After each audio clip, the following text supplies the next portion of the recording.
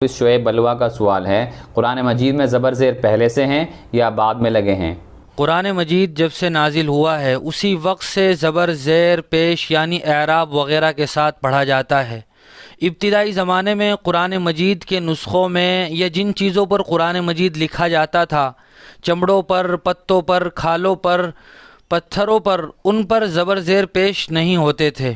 لیکن جب اسلام پھیلتا پھیلتا عجم میں عرب کے علاوہ دیگر ملکوں میں پہنچ گیا تو وہاں کے لوگوں کو قرآن مجید کی تلاوت میں مشقت اور دشواری پیش آنے لگی، تو حضرت ابو الاسود دؤلی رحمۃ اللہ علیہ نے قرآن مجید پر زبر زیر لگانے کی ابتدا فرمائی اور مکمل ہونے سے پہلے ہی ان کا انتقال ہو گیا۔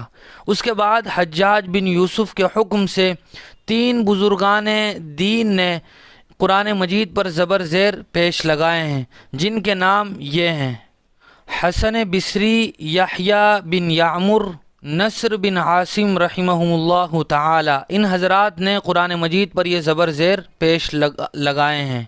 یہ تفصیل مفتی محمد تقی عثمانی دامت برکاتہم العالیہ نے اپنی کتاب علوم القرآن میں ذکر فرمائی ہے۔